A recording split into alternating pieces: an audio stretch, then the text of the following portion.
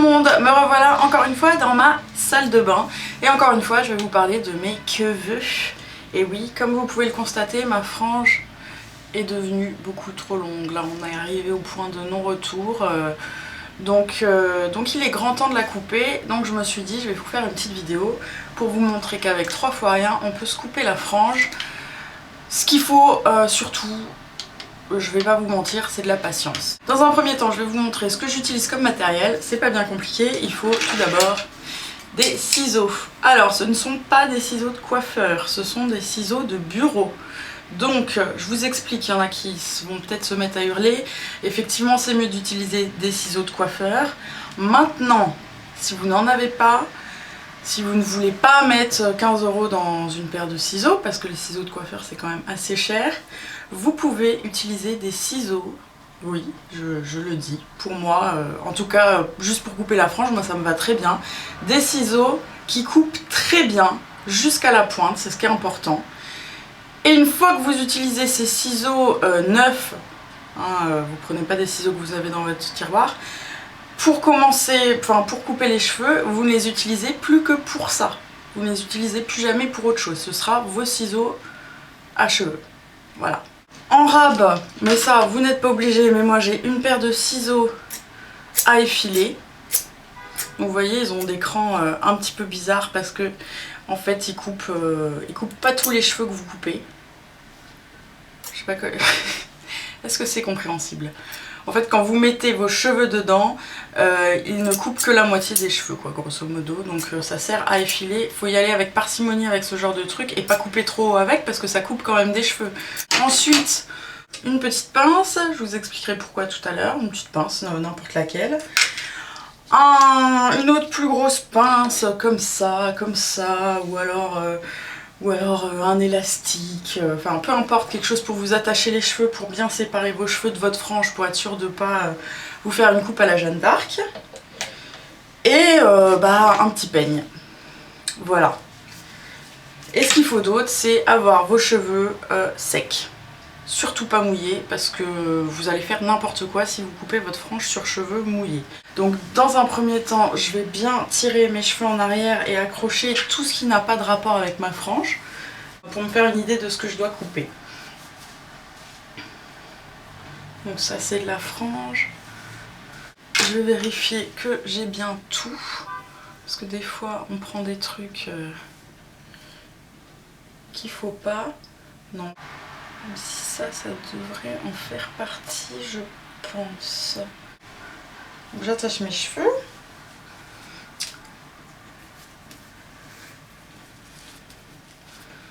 J'ai remis mon t-shirt pour rien, parce que quand on se coupe les cheveux, faites-le au-dessus d'un lavabo, quelque chose comme ça, parce que les cheveux tombent.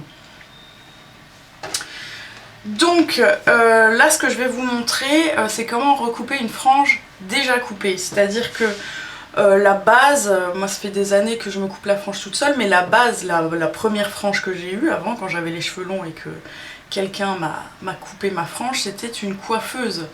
Comme ça, je suis sûre que la base est bonne. Voilà, bon, vous pouvez le faire vous-même, hein, vous pouvez tenter. Généralement, de toute façon, plus on prend de cheveux, plus la frange va être épaisse. Moins on prend de cheveux, plus la frange va être fine, enfin va être, vous voyez. Grosso modo, on fait, pour une frange à peu près basique, on fait un truc qui ressemble à un triangle comme ça sur le haut de la tête. Donc ensuite, une fois qu'on a notre frange et qu'elle repousse et qu'on n'a pas envie d'aller chez le coiffeur tous les 15 jours, eh ben on se fait apprentie coiffeuse.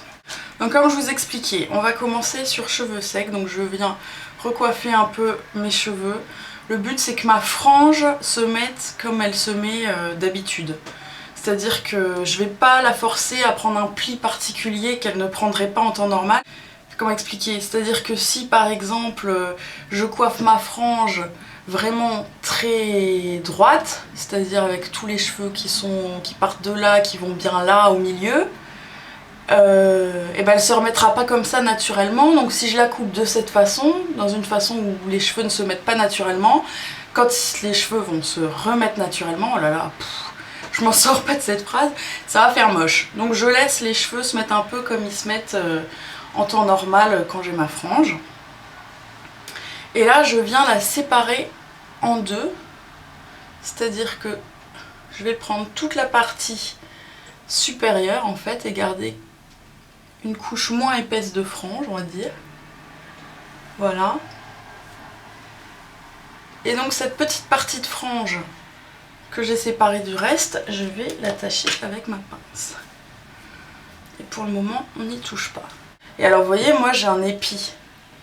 Ce qui fait que j'ai les cheveux qui ont tendance quand même à partir vers ce côté-là.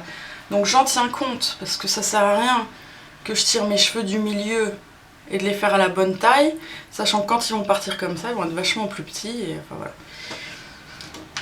Vous me suivez? Et là, je prends ma paire de ciseaux. Et là, j'ai peur. Je me foire jamais, mais alors là, maintenant que je fais la vidéo, je me dis ça se trouve, je vais me foirer total. Donc, je vous explique, je vais commencer avec les ciseaux, mais je vais y aller mollo, mollo, mollo, mollo. C'est-à-dire, il vaut mieux couper un tout petit peu, s'y reprendre à 40 fois s'il faut, que couper trop, où là, bah, vous allez vous retrouver avec une frange qui arrive ici, et ça sert à rien, et bah, ce sera raté, vous n'aurez plus qu'à mettre un bonnet. Bon. Ceci dit, l'été n'est toujours pas là, le printemps non plus, donc on peut encore mettre des bonnets, mais bon. Donc le but, c'est d'y aller vraiment tout doucement, sachant que cette partie-là, elle sera en dessous de l'autre partie qu'on viendra rabattre dessus. Donc il faut la faire quand même un petit peu plus courte que la partie qui sera au-dessus. Sachant une troisième chose, je ne m'arrête plus, c'est que moi là mes cheveux sont longs, donc du coup, enfin long, ma frange est plutôt longue, donc du coup le poids des cheveux fait qu'elle descend beaucoup. Une fois que j'aurai coupé, mes cheveux vont être beaucoup moins lourds, donc elle va encore plus remonter que ce que j'ai coupé à la base, donc il faut vraiment y aller très très mollo. C'est-à-dire que si je coupe juste ça, je peux être sûre que j'aurai pas les cheveux qui arriveront là, mais qui arriveront là. Et ouais. Donc ce que je fais généralement quand je me coupe la frange, c'est que je me coupe un tout petit peu la frange comme ça me convient, vraiment limite au niveau de la hauteur, on va dire.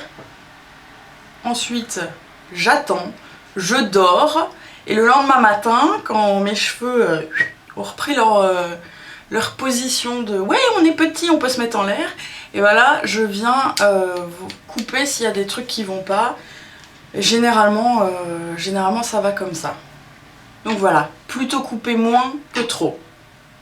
Ma frange est un peu ronde, donc je n'utilise pas de choses pour l'aplatir, pour avoir... pour que tout soit droit, puisqu'elle n'est pas droite en vérité. Donc je le fais à l'œil. Sachez aussi que les ciseaux, vous les utilisez toujours comme ceci. Et jamais comme ça. À moins que vous vouliez vraiment quelque chose de très défini, de très droit, et là bon courage, vous allez y mettre des heures, mais moi je cherche pas une frange toute droite, enfin voilà, donc je coupe toujours les cheveux de cette manière. Je vais vous montrer tout de suite, ce sera beaucoup plus clair, parce que là je blablate depuis, oh là là, depuis 11 minutes. Donc là par exemple, je vois bien que c'est beaucoup trop long. Donc je vais venir couper environ 1 cm. Je pense que c'est pas mal. Sachant que je coupe moins sur les côtés.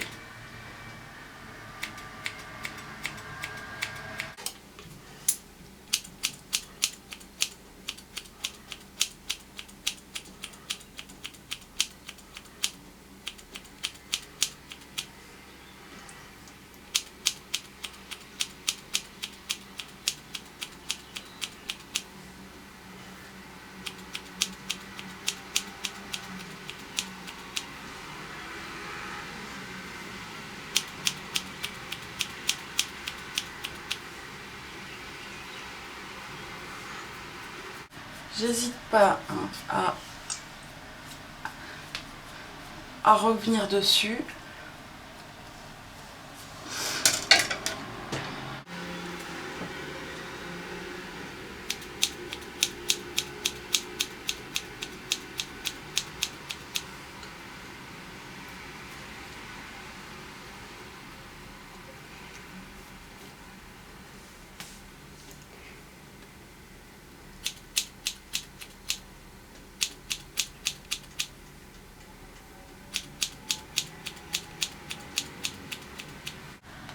Alors surtout ne vous fiez pas à vos sourcils pour couper, hein, parce qu'il est possible que vous en ayez plus un plus haut que l'autre.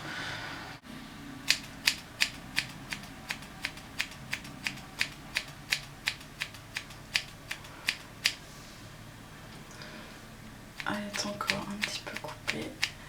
Et là... Ce qui est énervant, c'est que ces cheveux-là devraient rester sur le côté, mais ils le font pas. Donc je sais jamais s'il faut que je les coupe plus ou pas.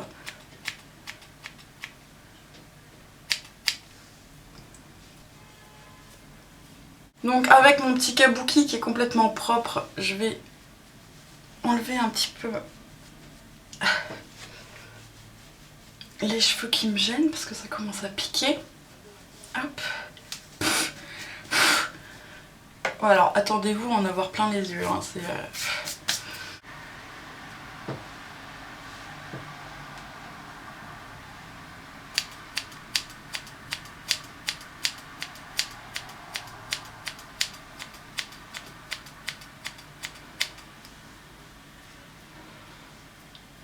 Donc a priori, là on est pas mal. Je me méfie un peu du milieu parce que souvent c'est un peu plus long. Hop. Donc vous voyez comme ça va, hein, je peux faire la frange du dessus. Je vais quand même passer un petit coup de ciseaux effileurs.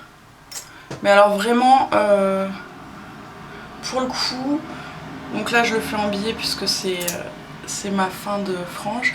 Mais pour le coup, je le fais que sur une très petite partie. Parce que si je le fais trop haut, ça va me couper des cheveux tout courts. Donc ils vont remonter forcément. Donc je le fais vraiment sur la pointe. Pour adoucir ce que je viens de faire en fait. Et donc maintenant je vais pouvoir descendre la partie supérieure, on va dire, de ma frange. Qui du coup est plus longue que le reste, hein, c'est normal. Et donc en fonction de ce que j'ai coupé avant, je vais pouvoir couper celle-ci en la gardant un petit peu plus longue que le reste. Donc toujours pareil, je vais commencer ici et je vais couper beaucoup moins que ce que j'ai coupé en dessous.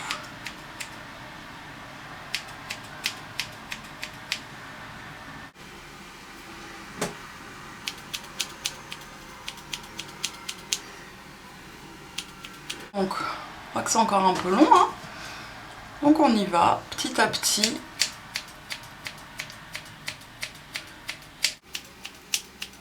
Donc je vous disais, il faut de la patience, quoi, c'est surtout ça. Hop.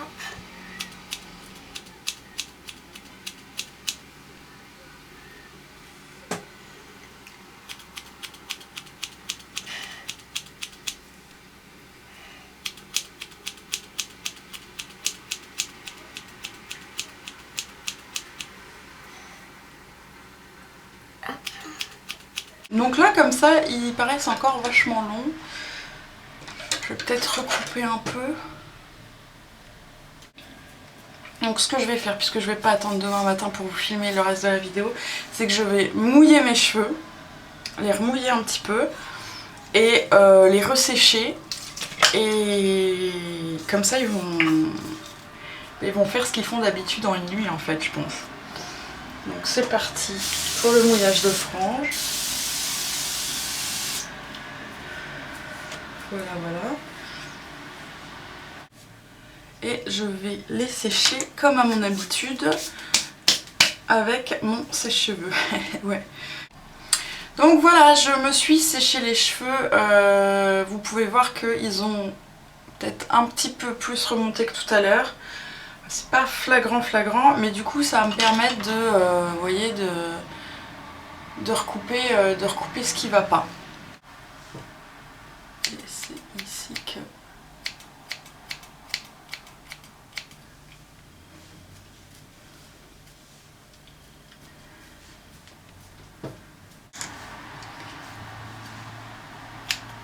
Alors là j'ai quelques... Donc c'est là où il faut vraiment fermer les yeux. Hein.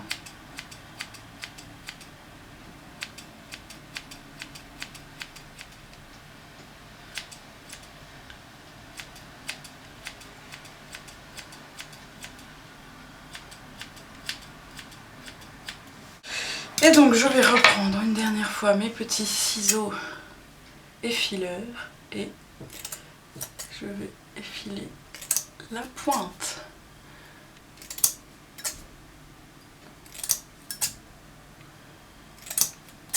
Et voilà!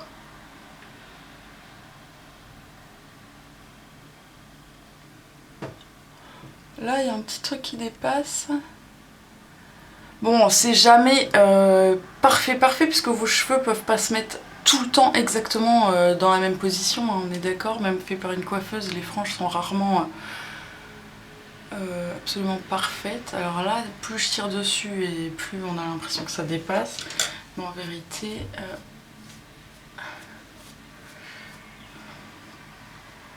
Moi, le conseil que je donne, c'est de secouer la tête. Comme ça, vos cheveux vont se mettre... normal.